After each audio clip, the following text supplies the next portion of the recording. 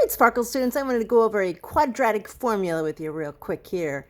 So the formula is x equals the opposite of b plus or minus the square root of b squared minus 4 times a times c, and all of this is divided by 2a. Okay?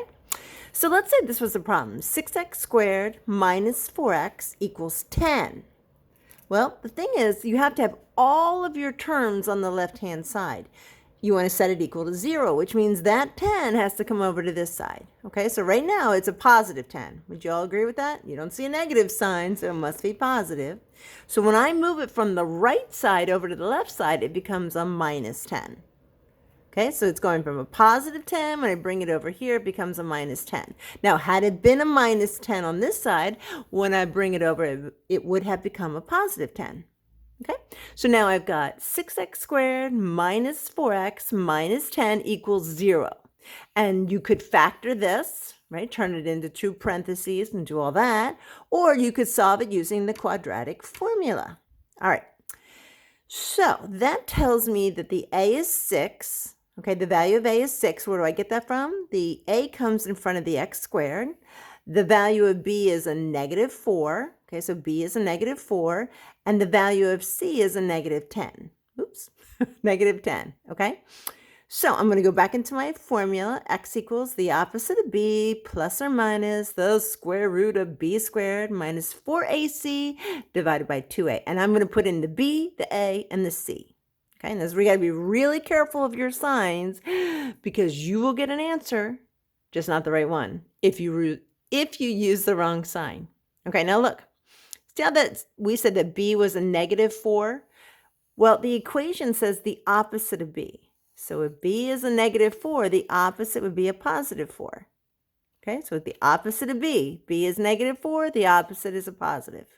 Had this been a plus 4, then we would have been putting a minus 4 here. Okay, plus or minus the square root. Now look, it says b squared. Okay, so b squared is a negative 4. So I'm putting in a negative 4 squared. And I'm even putting it in parentheses because I want to make sure that I do a negative 4 times a negative 4 here. Okay, minus 4, that's part of the problem. And then a times c. So a is 6, c is negative 10. Okay, and then on the bottom we'd have 2 times a. We said a was 6. Okay, so I put in the opposite of b squared, a, c, and a. Now I'm going to do the math. All right, so we got 4 plus or minus the square root. Negative 4 times negative 4 is a positive 16. I'm going to take that, I'm going to view that as a negative 4 times a positive 6 times a negative 10. Negative 4 times a positive 6 times a negative 10 would be a positive 240. I'm going to add those. It gives me 256. I'm going to bring down the 2 times 6 is 12. All right, so at this point you have 4 plus or minus the square root of 256. That whole thing is divided by 12. All right, now we're going to turn it into two individual problems. Right, this is where we're going to break up that plus and that minus right there. So the first problem is going to be x equals 4 plus the square root of 256 divided by 12. And then the second problem becomes x equals 4 minus the square root of 256 over 12. So all we're doing is taking that plus and minus and we're separating into two individual problems because we want two answers.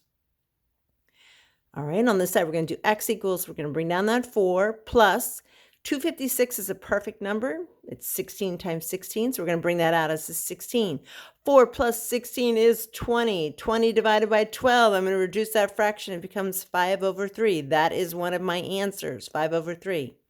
Coming on this side, I'm going to do 4 minus the square root of 256. So 4 minus 16 is a negative 12. Negative 12 divided by 12 is a negative 1. The two answers I would be looking for would be 5/3 and negative 1. And this is using the quadratic formula. You got this.